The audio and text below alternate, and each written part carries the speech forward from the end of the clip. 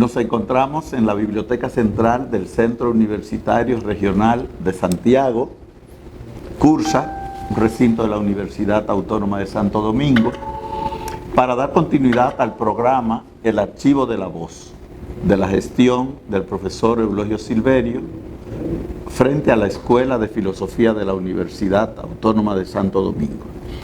Y tenemos para hoy un invitado diamante, un invitado especial. Se trata del profesor Miguel Ángel Poirier. El profesor Miguel Ángel Poirier es egresado de la licenciatura en Filosofía de la Universidad Autónoma de Santo Domingo. Tiene también maestría en Metodología de la Investigación Científica y es candidato a doctor.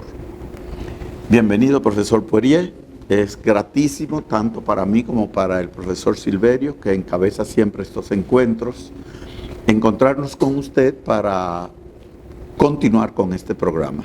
Este programa pretende legar su voz, su pensamiento, su perfil académico, su trayectoria profesional en sentido general a las generaciones del porvenir. Gracias.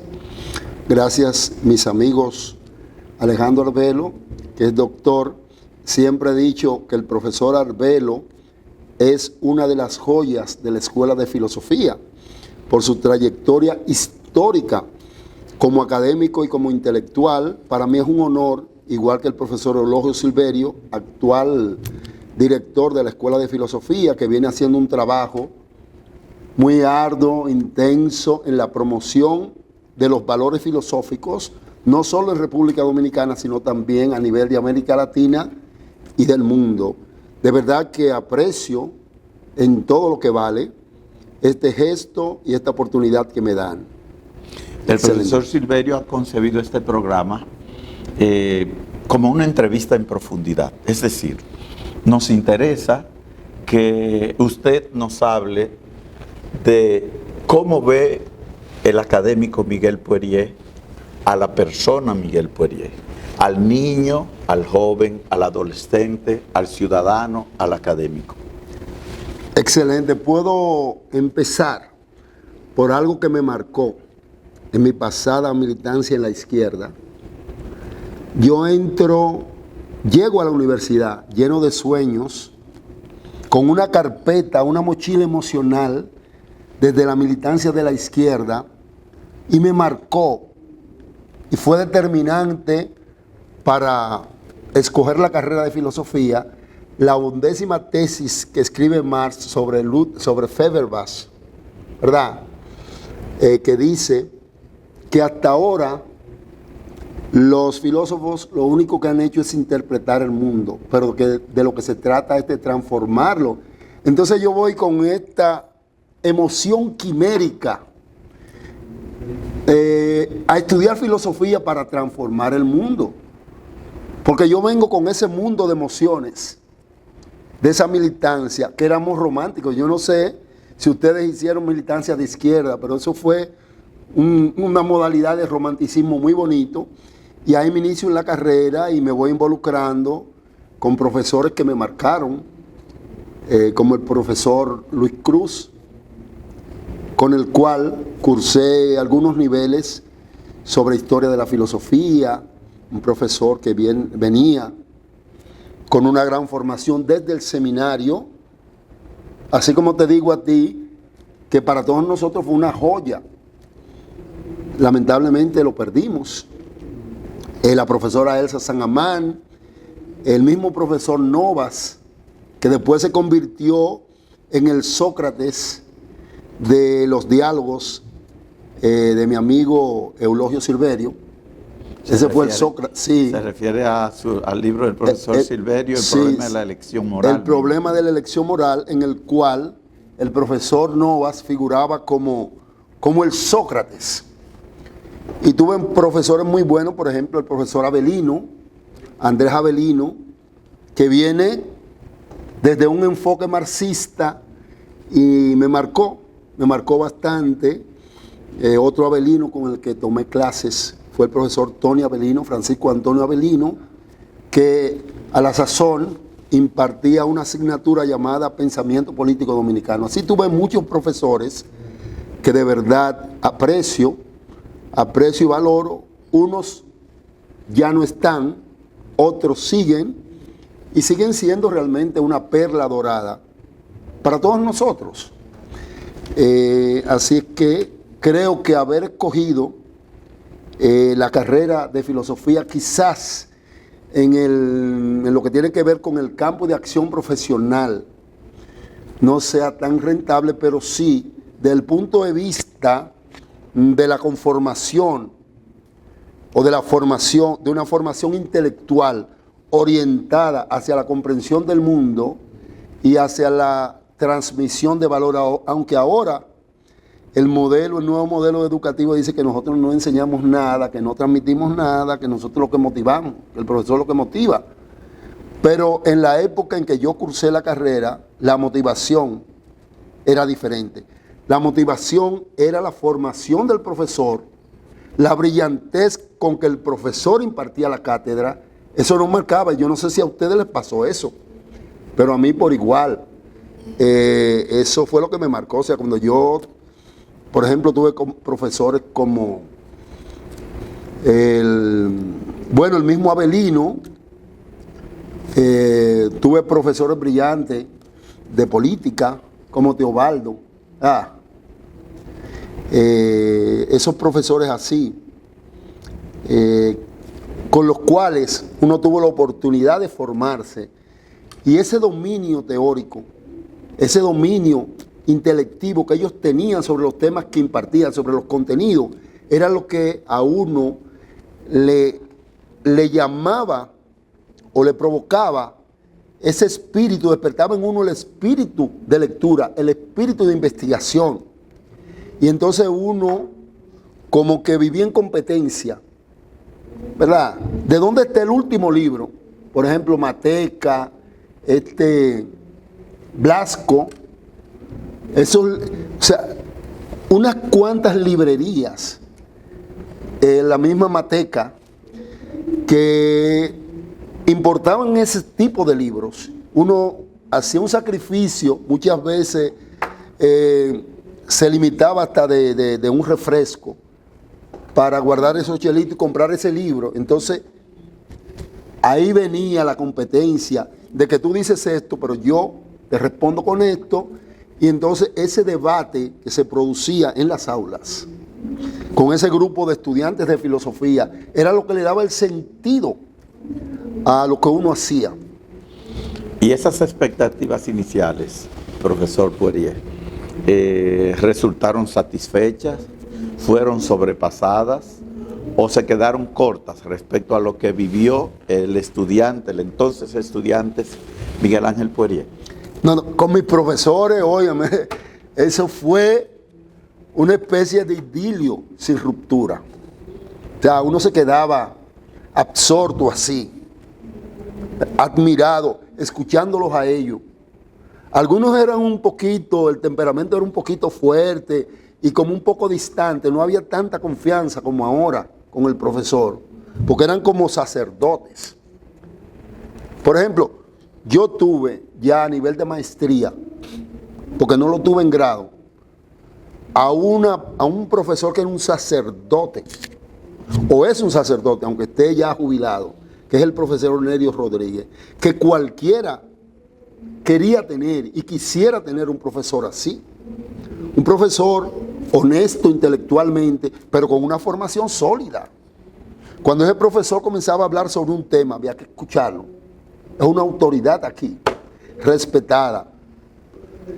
Y era tan honesto que si usted le hacía una pregunta y en el momento él sabía que esa pregunta no tenía los argumentos para respondérsela, decía, no te la puedo responder ahora. Dame un momento. Y la siguiente semana iba y daba una cátedra sobre esa pregunta. Ese es el tipo de profesor que cualquiera quisiera tener. Eso vale más que una computadora. Eso vale más que una plataforma digital. Eso vale más que cualquier pedagogismo o cualquier filosofía pedagógica, sin ofender a nadie. Sin ofender a nadie. Eso vale mucho más que cualquier cosa. ¿Hubo algo que cambiara en Miguel Ángel Poirier, el que entró y el que egresó de la carrera antes de cursar la maestría? Claro, lo primero que hablábamos, me di cuenta en poco tiempo que yo no iba a transformar el mundo con la filosofía. Y puse los pies sobre la tierra, pero sí la filosofía podía contribuir a transformar mi mundo y en la medida de lo posible a motivar jóvenes, como creo que lo he hecho, convertirse uno en un referente. Todos ustedes han tenido alumnos a los que ustedes le han cambiado la vida de alguna manera. Por ejemplo, en estos días me topo con un joven que es empleado de aquí, ahora no me acuerdo el nombre, que se me acerca en un curso que estoy culminando, un módulo de metodología, en un monográfico, me dice: profesor, yo voy a estudiar filosofía. Usted conserva de su libro, usted conserva algo, porque yo quiero estudiar filosofía. Porque el profesor Eulogio me marcó, digo, ¿te dañó? Digo en broma, te dañó. Digo, me marcó. Porque la manera como él imparte la clase, como que a mí me contagió. Yo digo, te dañó en el sentido de como la carrera de filosofía no se reputa, ¿verdad?, como una carrera, digamos, rentable, pero sí hay algo que tiene que ver con la parte emocional en el ser humano, la parte espiritual, no en el sentido religioso. O sea, hay un activo que va más allá de lo material, que le llaman patrimonio inmaterial, que es el conocimiento. Y el conocimiento genera emociones. Y el conocimiento sirve para controlar emociones también. Entonces, ese patrimonio inmaterial, que lamentablemente no es valorado en esta sociedad en sentido masivo, es lo que ha hecho o ha permitido transformar el mundo. Porque, ¿qué hubiese sido del mundo sin el conocimiento en la ciencia? Que es un saber válido. En la filosofía, que es otro saber válido. Y hasta en la religión, que es un saber que aunque no compartamos como creyentes, pero sí le otorgamos un gran valor histórico y cultural. Y la moral, que ya ustedes saben, que es un ingrediente imprescindible en la formación de cualquier ser humano. Por cierto que ha hecho usted alusión, profesor, a su libro Te invito a filosofar, que pasé yo por alto al hacer la brevísima presentación que hice de usted al inicio de esta conversación. ¿Qué le motivó? ¿Cuál es la estrategia? ¿Cuál es el propósito último, acaso no explicado, que buscaba usted al hacer esa publicación respecto a su hacer como profesor, su relación como académico con sus estudiantes? Es que la respuesta la tiene usted mismo. Yo lo que hice fue, a través de la lectura de su libro, Si quieres 3 puntos, filosofar, entonces yo digo, pero lo veo interesante. Lo veo interesante, veo el modelo, la estructura del libro, digo que está interesante, porque esto es para despertar la curiosidad socrática. Pues eso no lo sabía yo, profesor. Sí, el libro nada que ver con el libro Te invito a filosofar es un intento de darle de alguna manera continuidad y tomar como modelo para la publicación de un libro más o menos con ese formato de Si quieres filosofar. Como no le podía poner el mismo título, entonces lo que hice fue que le puse un título parecido, similar. Te invito a filosofar. ¿Se me ocurrió? No lo sabía. Sí, sí. Ah, pero qué bueno. Entonces, déjeme decirle que ese libro ha sido más valorado por el prólogo que por el propio libro. O sea, yo me he endosado el prestigio del profesor Arbelo a través de mi libro. No, pero es como cuando una etiqueta vale más que el perfume. Imagínese usted que a un perfume usted le ponga una etiqueta de oro, la etiqueta vale más que el perfume. Y el perfume, su venta depende mucho más de la etiqueta que del aroma del perfume. ¿Y qué tanto ha sido acogido su libro entre lectores, académicos, en el ámbito en que usted se desenvuelve, profesor? En principio fue una especie de guía práctica para la docencia. Luego hay personas que se interesaron. He obsequiado algunos. Por ejemplo, tengo un amigo reciente que él me ha tomado una admiración tremenda, me llama maestro, yo le regalé el libro y esa persona cada rato me invita y me dice, pero vamos a compartir aunque sea un café, profesor, maestro, porque le gustó el libro. Es una persona que algún día lo conoceremos. Yo lo motivé le pregunté que si él estudiaría la carrera cuando la carrera se habilite virtualmente y me dice que sí. Lamentablemente, de la única manera que se puede esa carrera en un centro es virtual. ¿Ves? Porque por la poca cantidad de estudiantes, pero ya se están motivando con eso. Qué bueno. Bueno, el profesor Silverio, que es quien cierra estos encuentros siempre, tendrá palabras para usted y para el público a propósito de ese tema de la modalidad virtual para la filosofía, porque tengo entendido que es uno de los proyectos de su gestión. Pero retrotraigámonos en el tiempo. Antes de llegar a este académico que es Miguel Ángel Poirier, con publicaciones, con maestría, con tesis doctoral en camino, ¿dónde nace Miguel Poirier? ¿Quiénes son sus padres? ¿Cuál es su contexto familiar, social, de infancia, pubertad, adolescencia, antes de entrar a la universidad? Porque comenzamos por la entrada a la universidad. Sí.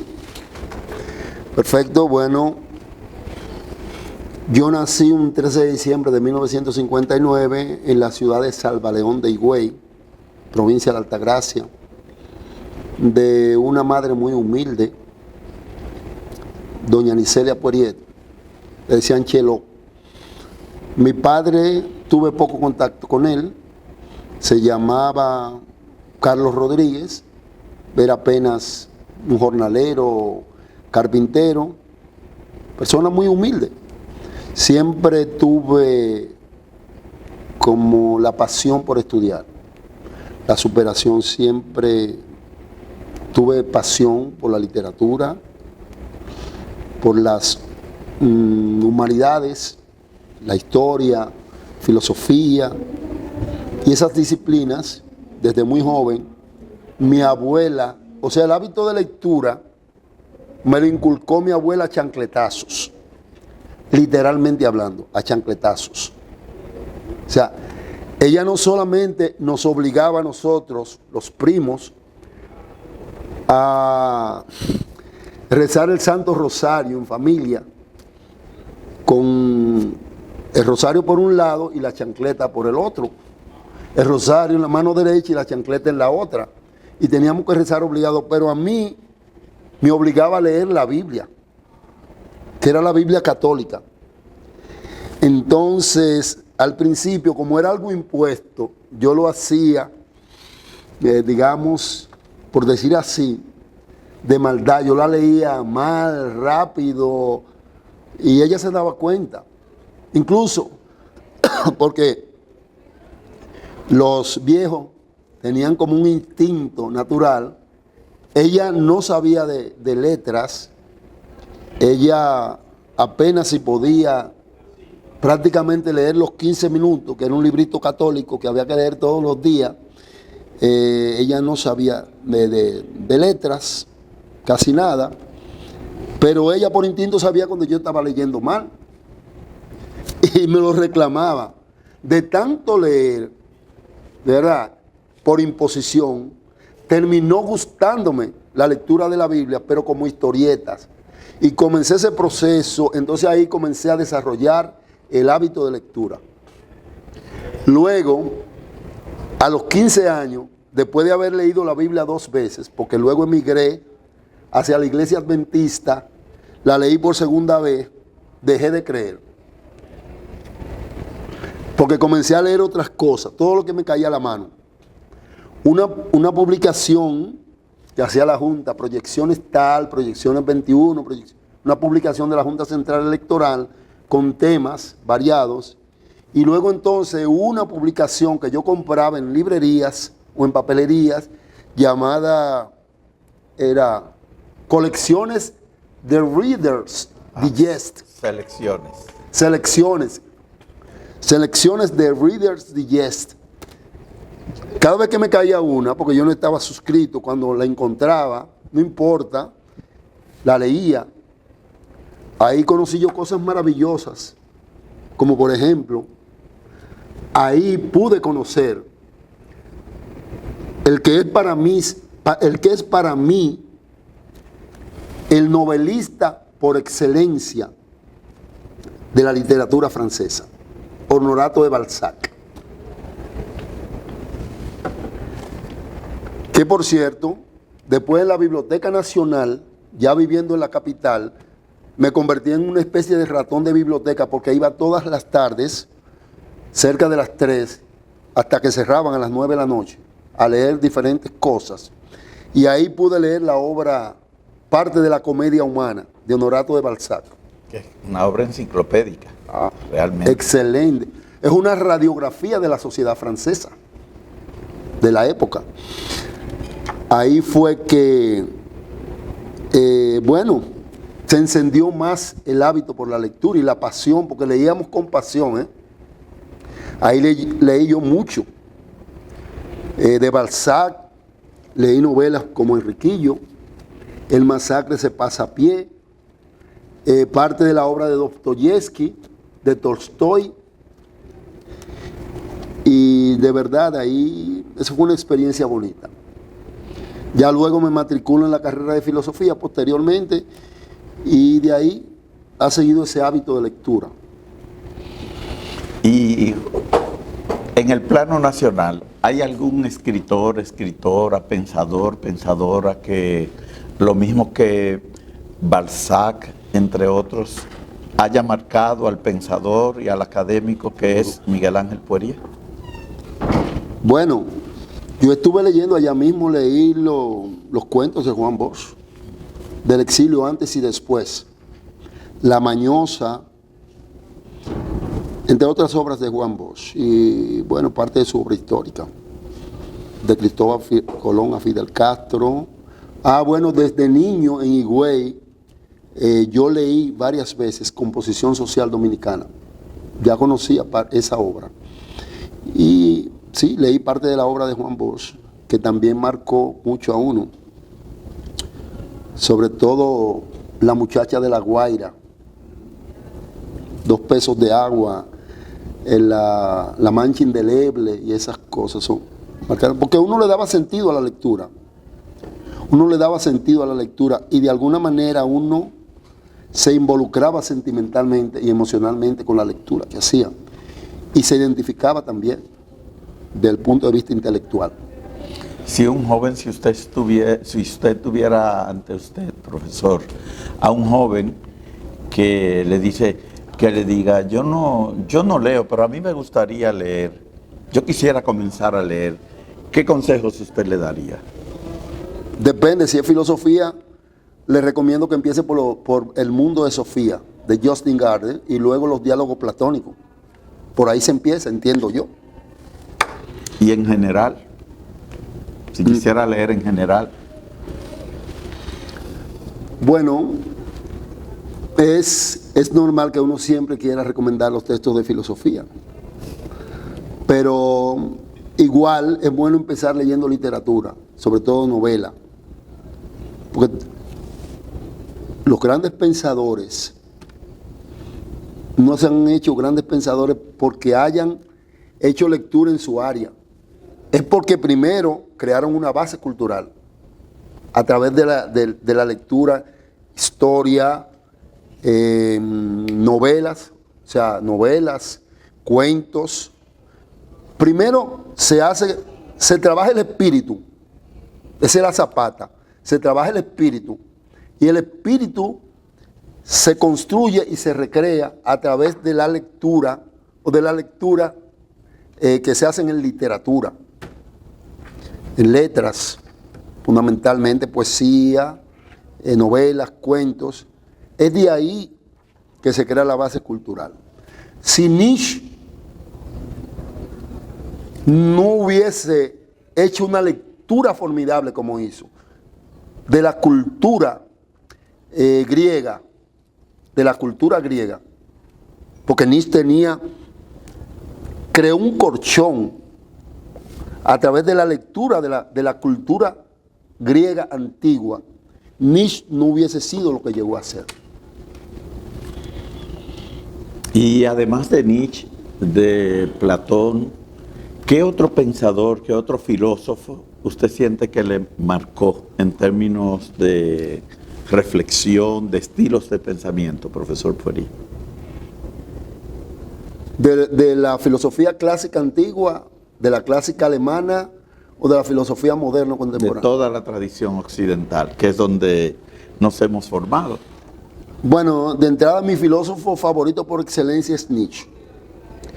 Pero yo tengo lectura en Schopenhauer, o sea, de alguna manera para entender a Nietzsche hay que entender a Schopenhauer. Pero Schopenhauer es un escritor que yo no recomiendo, un filósofo que no recomiendo para empezar. ¿Por qué, profesor? Por ese pesimismo radical que exhibe en su pensamiento. De hecho, el propio Nietzsche terminó negándolo, o sea, negándolo en el sentido de que emigró, ¿verdad? O sea, tuvo que salir porque eso era muy, muy denso, muy pesado, un pensamiento muy pesado, muy cargado de ideas demasiado realistas, y tuvo que emigrar. Bueno, por ahí tenemos filósofos de la categoría, por ejemplo, de Dilthey,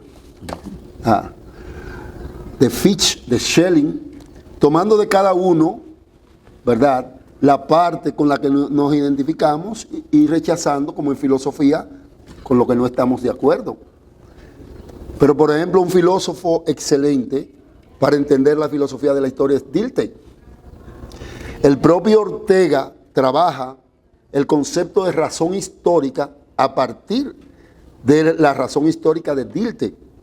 Entonces, la filosofía, el pensamiento filosófico es una construcción, ¿verdad?, de pequeños pensamientos, ¿verdad?, que convergen hacia la construcción de una visión, de una concepción de cada filósofo o de cada aprendiz de filósofo, porque yo no me defino filósofo, sino aprendiz de filósofo. Y si tendemos esa misma mirada, profesor, sobre la República Dominicana, ¿a quiénes reconoce usted como filósofos establecidos? Me refiero a los que usted pudiera designar como los clásicos del pensamiento filosófico dominicano. Bueno, yo no soy muy conocedor del pensamiento filosófico dominicano, pero sí un referente fundamental es Avelino Padre, la metafísica categorial, cómo maneja eso. O sea, el enfoque que le da a la metafísica de Kant, en lo que es la metafísica categorial. Tengo ahí la relación de Tongo Sánchez, el propio Bonó, que lo ha trabajado mucho nuestro amigo Julio Minaya. Sí, tenemos profesores actuales, como la profesora Lucitania Martínez, y de la Escuela de Filosofía de nosotros, todos de alguna manera han hecho un aporte. Profesor Eulogio en la parte que tiene que ver con ética, ha trabajado más eso, aunque hay una parte que yo lo veo como un proyecto interesante, que es en la filosofía de la pobreza.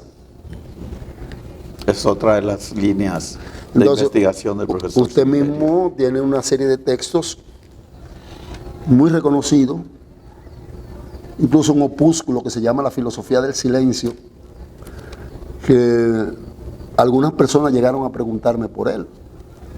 El texto, si quiere filosofar, tenemos a Lusitania Martínez, que ha hecho una compilación a través del archivo de la General de la Nación sobre el pensamiento filosófico dominicano. Yo no puedo sostener que realmente hay un pensamiento filosófico dominicano, así sistemático, metódico, como existe, por ejemplo, a nivel de Alemania, España.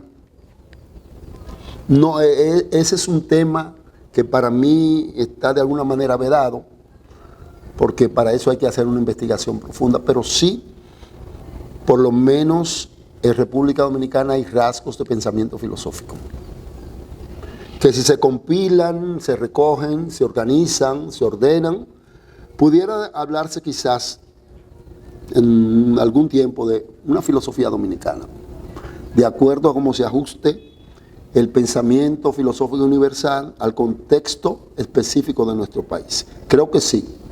Ahí ustedes tendrían que ayudarme porque cada uno de ustedes tiene algún tipo de lectura en ese sentido.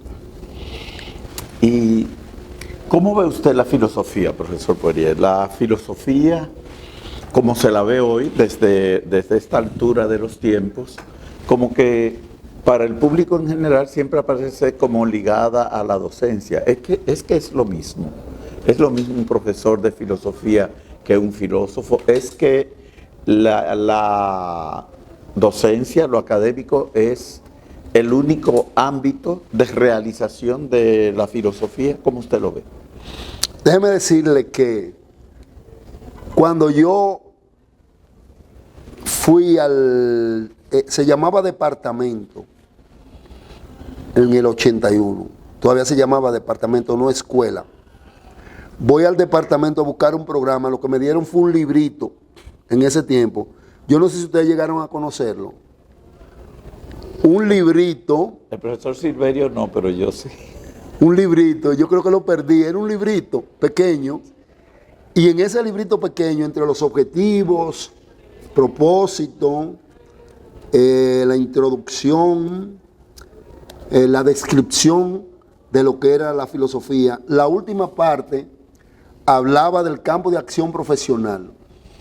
Entonces el campo de acción profesional que describía el librito, que era el programa en ese tiempo, era mucho más amplio, pero no es para nuestro país ni para una sociedad subdesarrollada. Lamentablemente el campo de acción profesional, de hecho y en la práctica en República Dominicana, se reduce a la docencia. Pero allí me hablaba de otras cosas. El filósofo puede ser crítico de libros, el filósofo puede participar de programas, para elaborar programas, grupos de investigación, todo eso. Puede participar de la formación de programas, docente, todo eso hablaba, pero he visto que en el caso de nosotros casi lo que hacemos es dar, como decía el profesor Arbelo una vez, de manera humilde, clasecitas de filosofía.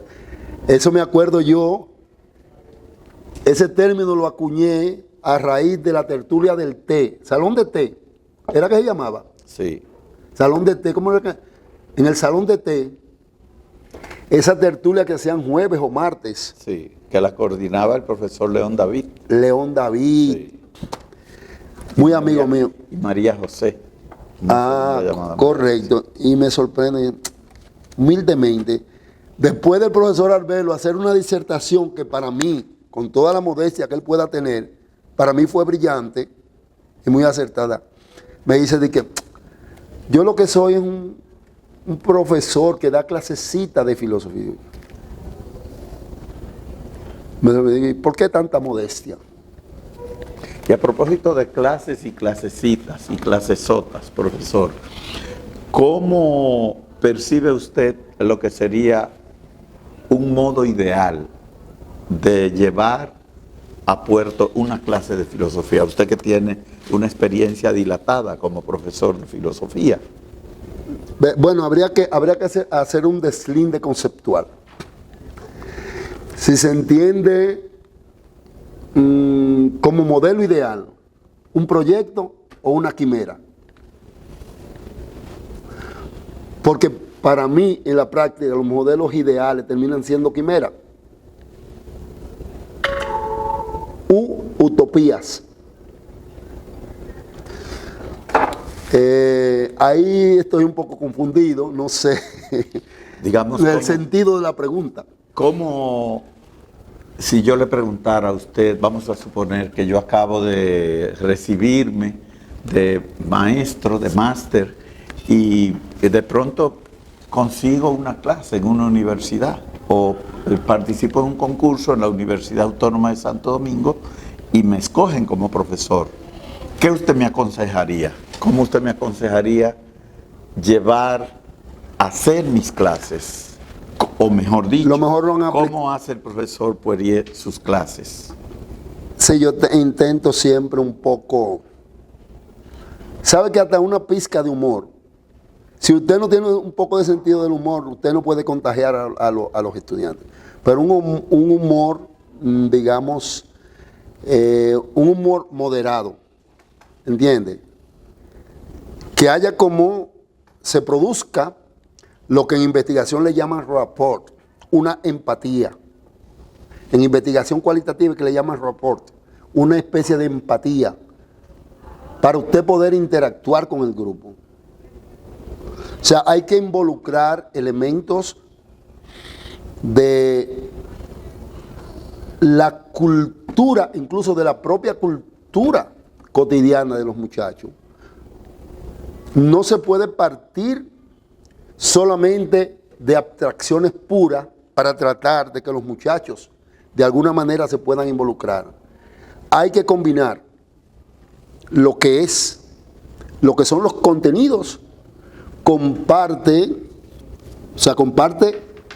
del material propio de ellos, que ellos dominan, que se sientan identificados, que la filosofía de alguna manera puede servir para que ellos puedan desarrollar su vida cotidiana. O sea, incorporar elementos de la cultura, de la realidad, incluso de los barrios, de su forma de pensar, involucrarlo con lo que son los contenidos.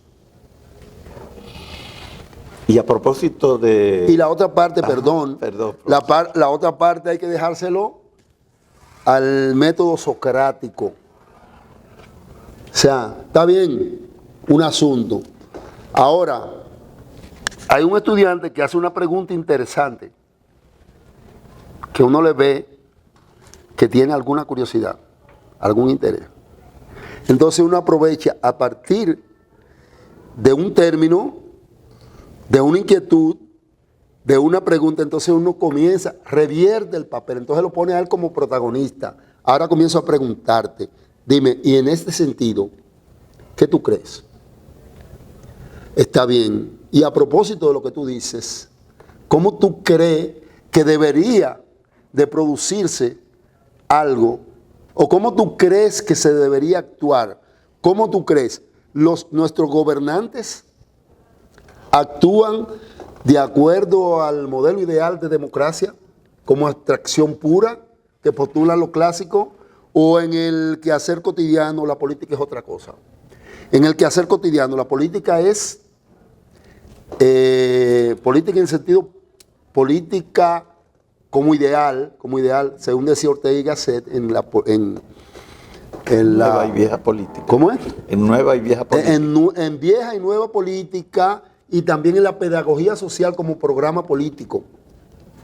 Entonces, la política de ideal, o sea, ok, esto es lo que dicen los clásicos, lo que dicen los tratados, lo que dicen los textos. Ahora, nuestros políticos actúan así. Ahora, a partir de esta descripción que se hace, analízame el quehacer político en la práctica de nuestros gobernantes. ¿Hay un divorcio? ¿Hay una continuidad? ¿Hay una ruptura? ¿O qué se produce? Entonces el muchacho se va involucrando, el muchacho como que se va motivando, y de ahí yo le puedo decir a ustedes que he conseguido prospectos. ¿Por qué? Porque se sienten identificados. Porque es que si usted viene a tratar de imponer una clase, ¿verdad? Al margen de los elementos propios de la identidad de su sociedad o de su país o del contexto en que los muchachos se desenvuelven, lo verán como una imposición. Entonces, ese tipo de educación donde usted tiene que memorizar contenido y dar resultados en función de eso, eso ya no funciona. En usted tenemos, profesor, a uno de los, digamos, colegas que mejor dominan el pensamiento de Ortega en la República Dominicana de nuestro tiempo. Y a propósito de esa reflexión que usted hace acerca de la relación profesor-alumno y esas alusiones que usted hace a política, democracia y al contexto actual de la sociedad dominicana y muy particularmente del tipo de estudiante que accede a las aulas hoy, quisiera yo preguntarle, ¿qué visión tiene usted de un Ortega proyectado hacia el siglo XXI? ¿Usted cree que hay partes vivas todavía del pensamiento de José Ortega y Gasset? ¿U Ortega y Gasset es un asunto del pasado que terminó en el siglo XX? No, para nada. Ortega no es un recetario, no lo puede ser, ningún pensador lo es, pero sí un referente. El pensamiento de Ortega adquiere vigencia y actualidad en cualquier momento, en cualquier contexto, en cualquier sociedad. Porque las ideas que él expresa son no solamente el fruto de su gran formación clásica en la filosofía, sino también de su experiencia como diputado de la República, que por cierto fue bastante frustrante para él, porque fíjense que como usted decía, los filósofos tienen modelos ideales que en la medida de lo posible van chocando con la realidad. Pero una cosa es lo que el filósofo describe y otra cosa es lo que el filósofo sugiere para una sociedad. Sigo usando el término ideal. Lo que Ortega intentó hacer en España, que obviamente no pudo cuajar, fue generar un tipo de práctica política a partir de un fundamento ético. Pero ese fundamento ético que postulaba Ortega para el quehacer político, que por cierto tenía en ese sentido un poco de parecido con el modelo ideal de sociedad que postula Platón en la República, que deben gobernar los filósofos, porque son los que son ricos en conocimiento, en sabiduría. Ortega de alguna manera postulaba eso. O sea, ese principio ético debe tener una base cultural. Y Ortega postulaba de alguna manera un modelo cultural, una base cultural que pudiera crear en la conciencia del sujeto, no solamente del que debía gobernar, sino de la sociedad, un ciudadano educado, con valores, y sobre todo formado en la cultura. Y él denuncia precisamente al político tradicional de España, pero no solamente de España, al político pragmático que él personifica en un ensayo que tiene Mirabeau o del político. Ahí él describe el político tradicional, el político marrullero, el político que solamente es fiel a su propia conveniencia y que actúe en función de eso. Y que para el que la moral, como decía un gobernante, la moral, haciendo alusión a Maquiavelo, es el arte de lo justo, pero la política es el arte de lo conveniente. Entonces, las masas tienen la energía vital, son la portadora de la energía vital, pero no pueden gobernar. ¿Por qué? Por la gran carga de irracionalidad propia de su condición. Entonces debía gobernar un tipo de sujeto formado, educado en valores y que tuviera sobre todo una gran formación cultural. Entonces ese modelo está pendiente. Esa denuncia que él hace sobre lo que es la sociedad, sobre lo que es el poder, sobre lo que es la política, eso tiene vigencia. Eso mantiene vigencia. Entonces, de alguna manera, comprender a Ortega es comprender lo que es la sociedad que vivimos, no solamente la sociedad de España. España fue la sociedad que le tocó vivir a él. Pero realmente eso se da, y sobre todo se da en los países subdesarrollados, y se da, y es una muestra muy importante lo que acabamos de ver. O sea, ¿qué se impone en la política, por ejemplo, en República Dominicana?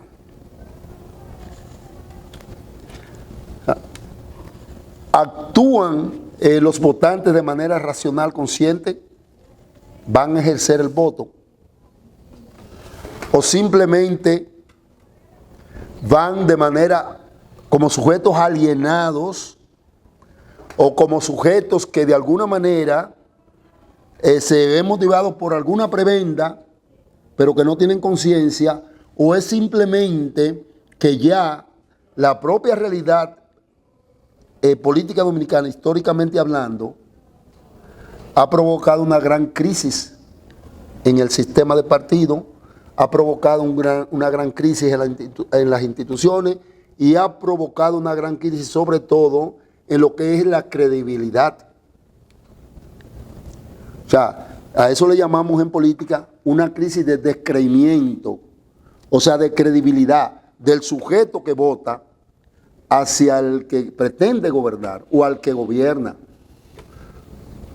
O sea, ¿por qué en última instancia los gobernantes pueden hacer de manera impune uso de los recursos del Estado, comprar votos, comprar cédulas y no pasa nada?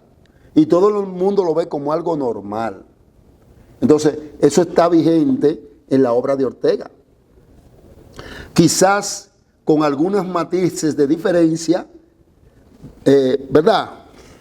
Por la diferencia en el modelo de sociedad de España a República Dominicana o América Latina, pero en sentido general y en esencia viene a ser lo mismo. Viene a reproducirse un modelo corrupto de ejercicio del poder, de ejercicio del derecho del voto y de poca conciencia de los derechos de los ciudadanos cuando hacen ejercicio del voto o cuando hacen ejercicio de algún otro derecho.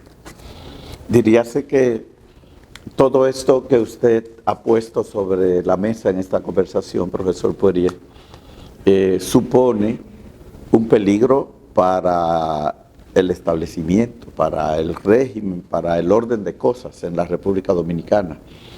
Pero ¿avista usted en el horizonte algún peligro para la pervivencia de la República Dominicana en sentido general de cara al porvenir?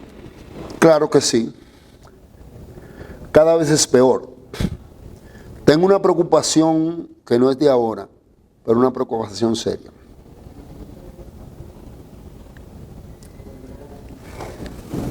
De seguirse profundizando la crisis en materia de fundamentación de valores en la República Dominicana, de seguir agudizándose la desfundamentación de valores en República Dominicana, la descomposición social, producto de la falta de educación de los ciudadanos, porque educación no es instrucción, no es educación formal, es educación integral. ¿Dónde estará el relevo generacional en el liderazgo político en República Dominicana? Ustedes no se han hecho esa pregunta. ¿Dónde vamos a encontrar el relevo generacional en el liderazgo político en República Dominicana? ¿En qué están nuestros jóvenes? Ustedes lo habrán notado. La generación de nosotros, clubes culturales, comités de ama de casa, talleres literarios, cinemateca, grupos de poesía. ¿Ustedes saben qué ha resumido todo eso? ¿En qué lo ha subsumido? O sea, todo eso ha quedado subsumido a los teteos. La subcultura del teteo. Entonces, de esa juventud que está embriagada de vape, de dembow, esa juventud alienada, que es la que tenemos en los barrios. Cuando los políticos se vayan muriendo, porque el político no se retira, el político se muere, ¿quiénes van a gobernar? Es una preocupación. Esa es una preocupación que debería asumir incluso el proyecto que nace con usted y que yo le he dado continuidad al Laboratorio de Ciencias Políticas. He ido incorporando precisamente para eso, para fomentar el desarrollo de la conciencia, primero de la conciencia moral, que en este sentido emana del sujeto y de la conciencia social, que es precisamente cómo se proyectaría ese sujeto moral hacia la sociedad, hacia la conformación de la conciencia social en República Dominicana. O sea, ¿quiénes nos van a gobernar? Y yo se lo digo a los muchachos, los hijos de la oligarquía, con todo lo que esto supone. Porque si nuestros muchachos que se están formando, pero se están formando a través de un modelo de educación orientada al mercado, no a la sociedad, no a fomentar la conciencia social, sino a lo que Luis Althusser, el padre del estructuralismo marxista, denomina en ideología y aparatos ideológicos del Estado, orientada a la reproducción de las condiciones materiales del sistema, no hacia mejorar la conciencia social. Entonces ahí hay un peligro. O sea, nosotros, ¿qué le estamos legando a las futuras generaciones? Bueno, profesor Poirier, yo creo que no hay manera mejor de cerrar este encuentro, que debe ser quizás el primero de otros muchos. Pero como dice Baltasar Gracián en El arte de la prudencia, lo bueno, si breve, 2 veces bueno. Estos encuentros, digamos que se cierran con dos intervenciones, 2 fases finales. La primera es como un juego y la segunda es más formal, son las palabras de cierre del profesor Eulogio Silverio, señor director.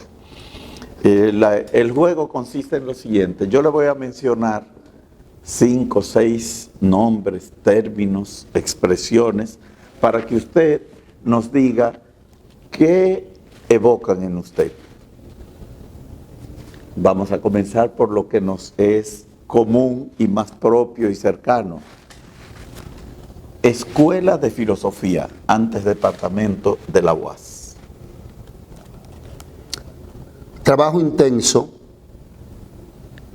para promoción de la cultura y los valores filosóficos. Rafael. Un gran intento, sí, un gran intento. Ahí tenemos profesores muy buenos que han dejado un legado.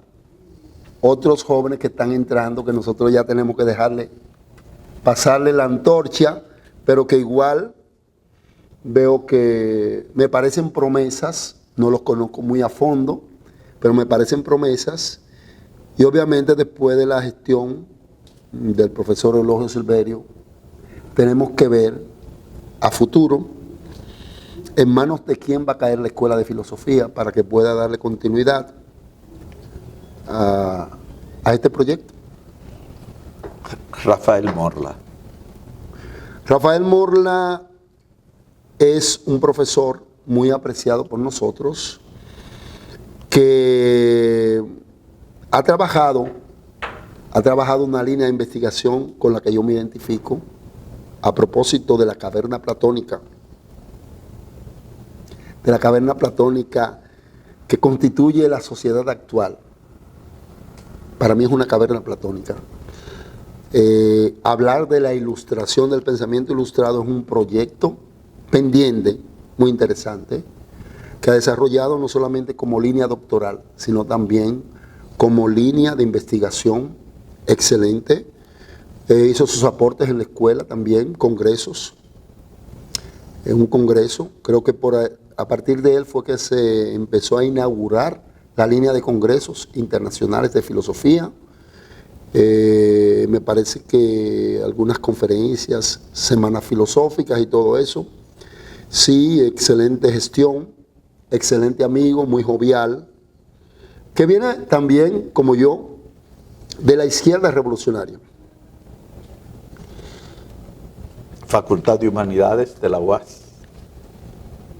Sí, es un proyecto muy interesante que hay que reforzar, hay que orientar y hay que encaminar. Ojalá, digo yo, que a partir de ahora, o sea, en el próximo periodo, la Facultad de Humanidades pase a ser dirigida por un humanista, en función de lo que es su quehacer a favor del fomento de los valores no solamente filosóficos, sino también humanísticos, que sepa realmente la importancia de la convergencia de las diferentes disciplinas humanísticas hacia un proyecto común de mejora de sociedad. No solamente de la oferta curricular de la facultad, sino también de promoción de los valores hacia nuestra juventud. Edison Minaya. Muy buena gestión también, muy trabajador. Es una persona que no solamente hizo su trabajo en el sentido, digamos, burocrático, ¿verdad?, sino también en el sentido intelectual y académico. Y en términos personales. Un joven intelectual, un señor intelectual con un proyecto, doctorado y con publicaciones. Centro Universitario Regional de Santiago. Pienso que es un proyecto pendiente todavía. O sea, hay muchas debilidades. Ha pasado por diferentes gestiones, pero lamentablemente, y ustedes lo saben, los centros y recintos lo que hacen es administrar docencia. No, digo que está pendiente y voy a ser sincero, señores. Lamentablemente está dominado por la política. Hay muchas lagunas donde los intereses políticos priman por encima de lo académico. cuando en los programas se escogen y se asigna a personas no por el perfil o por la formación, sino por alguna deuda o agradecimiento o gratitud política, porque este me apoyó y hay que ponerlo. Entonces el que tiene la capacidad lo marginan porque hay que favorecer a uno que me apoyó y votó por mí. Yo creo que ese tipo de mediocridad en la universidad debe ir desapareciendo. Y digo, y lo digo responsablemente, la preeminencia, la hegemonía política y hasta de los partidos en la universidad tiene que ser superada. La universidad debe de, en la universidad, en los centros, recintos y en todas las instancias universitarias hay que dar preeminencia a las personas que están formadas. Y en los centros se da mucho eso, no solamente aquí. ¿Por qué? Porque eso repercute en desmedro de la calidad de los programas que se imparten. Y mi amigo Eulogio, más que nadie, sabe que a veces me caracterizo por un exceso de sinceridad. A veces hasta cierta incontinencia verbal, cuando me tocan las emociones. El profesor Eulogio lo sabe, pero es así. Y sabe que lo que estoy diciendo es verdad. Familia.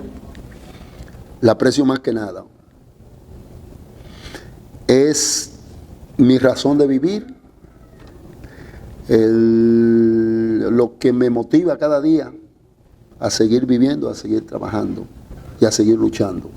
Sobre todo mi esposa, muy abnegada, muy consagrada a mí, y mi hijo, que es un pequeño intelectual, o sea, los libros míos, ya yo no tengo libros en mi estante, porque él se los lleva todito para su habitación, y comienza a leerlos y a leerlos y a leerlos, y a veces me ponen apuros a mí, porque comienza a cuestionarme cosas que a veces no se las puedo responder, pero yo vivo, respiro y trabajo por ellos.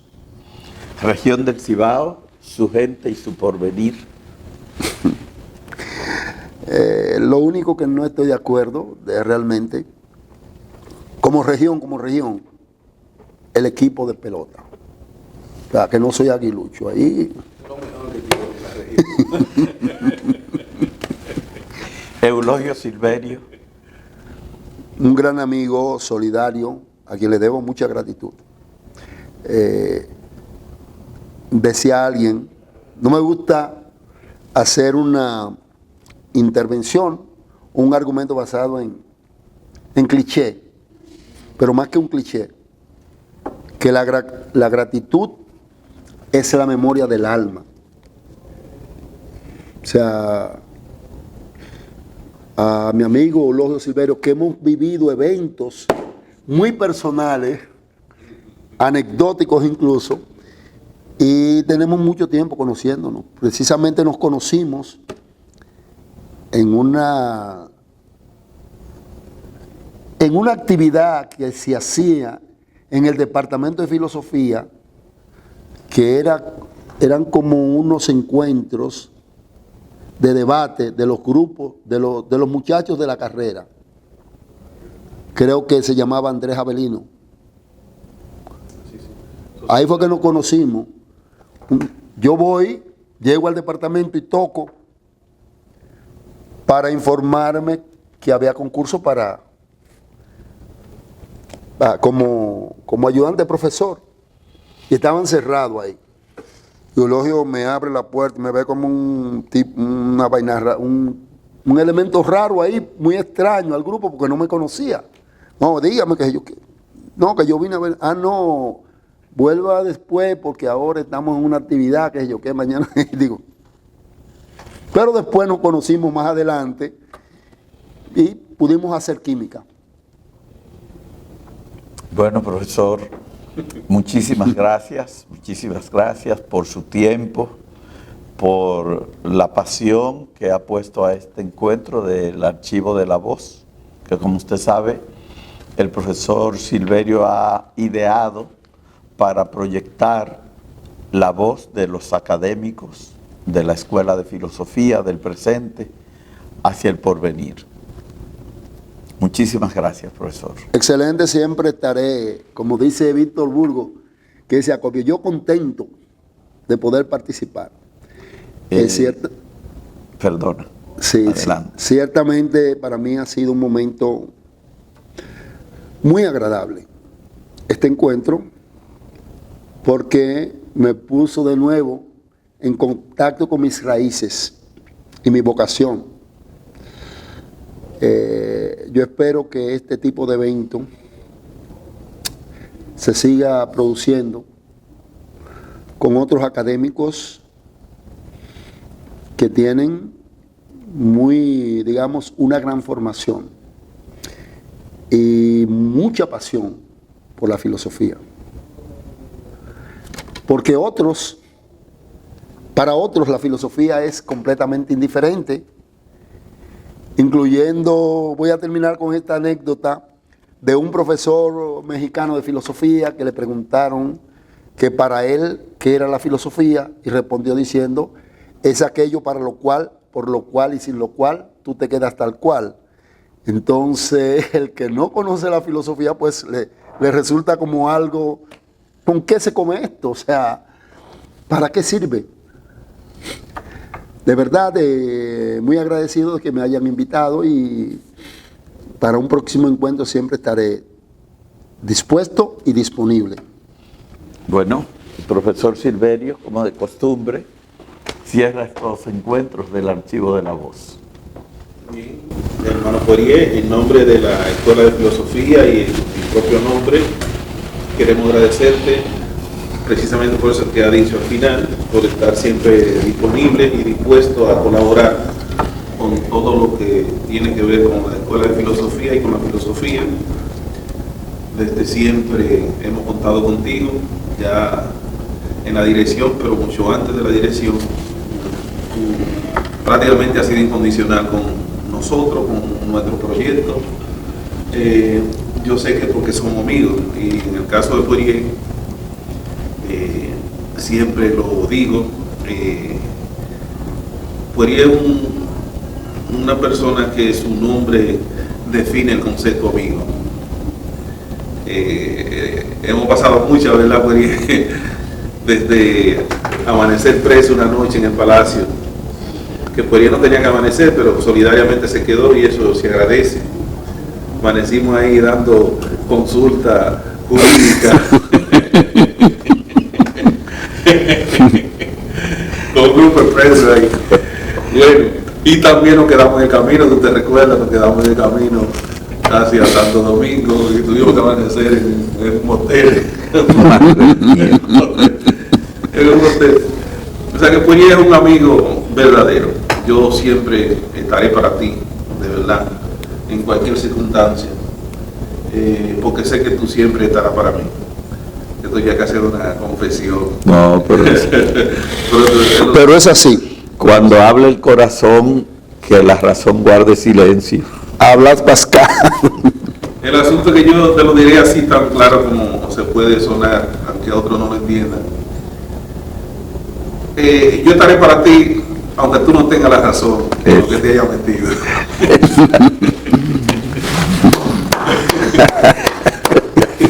Qué bueno. Dicho ya eso, que es un poco más personal, debemos comprometerte entonces para algunas cosas, sobre todo para las que vienen en el porvenir, y es que para el próximo número de la revista La Balta de Teseo, que es la revista de la Escuela de Filosofía, te queremos comprometer para que nos entregue un artículo del área que tú quieras, puede ser de política nacional o política en Ortega, o sobre lo que tú quieras, sobre lo que tú estés trabajando en el momento. Estás comprometido para eso. El segundo compromiso que queremos hacer contigo, comprometerte, es que para el 6º Congreso Dominicano de Filosofía, que vamos a realizar en el 2025. Queremos verte integrado desde la mesa de trabajo de organización hasta como participante y como un elemento activo de esa comisión. Excelente. Bueno, pues agradecemos al hermano Poirier y agradecemos al profesor Arbelo, que como siempre hemos dicho, sin Arbelo el archivo de la voz no es lo mismo. Estaba asustado yo al final, Poirier, que estaba finalizando la entrevista y no había mencionado a Charo y a Miguelito. Entonces sí. Yo dije, no puede terminar de ninguna manera sin que estuviera presente Charo y Miguelito. Sé lo importante que son para ti y sé cómo ellos te quieren a ti. Sí. Entonces yo le mando un saludo tanto a Charo como a Miguelito. Muchas gracias por ir, hermano. Excelente, gracias.